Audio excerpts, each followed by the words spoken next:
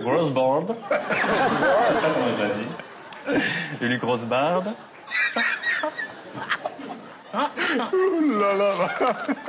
Le portail. Excusez-moi, mais le portail de Bethléem est un des plus beaux exemples de sculpture gothique de notre pays. Situé sur le côté de la collégiale, on voit très bien, il représente finement ciselé la nativité et l'adoration des mages. À vous.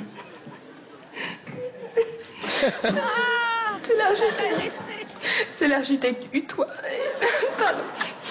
C'est l'architecte Utois Émile Vercé-Godin qui dirige 2008. C'est affreux. C'est l'architecte. Mais je ne vais pas y arriver non plus si vous riez comme ça à côté de moi. Comment voulez-vous? Allez, on se calme. Allez, on pense à autre chose. Allez, voilà. La joueuse de tennis belge a renouvelé l'exploit en éliminant l'Allemande Myriam Schnitzer en 2-7, 6-4, 6-2 en quart de finale sur la terre battue à Berlin.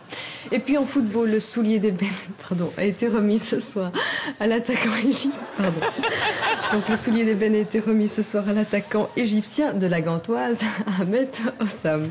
Voilà, c'est la fin de cette édition. Merci de nous avoir suivis. Il est 12h40. Vous avez rendez-vous.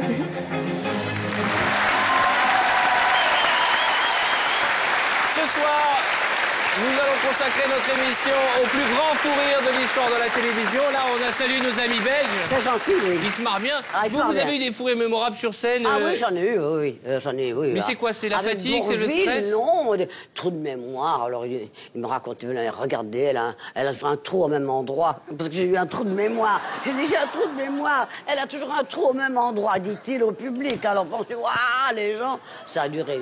J'ai fait pipi sur la scène. C'est à cause du d'où le trou. Ils m'ont suivi à la trace. Je n'en pouvais plus, je pouvais plus.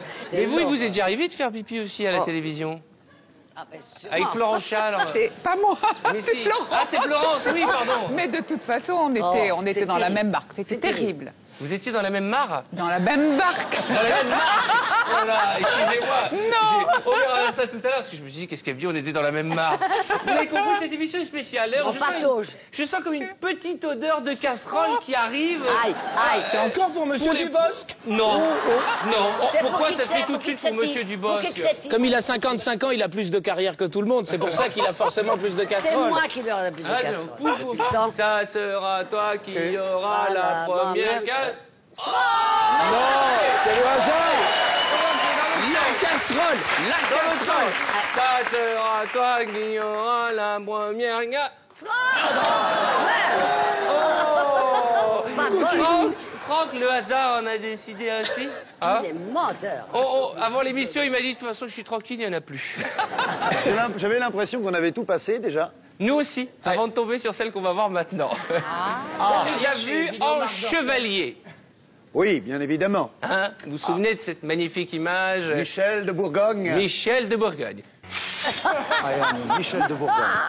On vous a vu en pilote de navette spatiale. Snout. Snout. Des ennuis, Snout? Je ne sais pas. J'essaie de rectifier le plan d'approche. Mais, quitte à rester dans l'espace, saviez-vous que Franck a été pilote de ligne? Pilote d'avion? Non. Ça, je le crois pas, ça. Je l'ai vu en J'ai envie de fiancé. dire que vous avez été Ah oui. steward. Je suis jet lagué. Avec les galons sur le côté.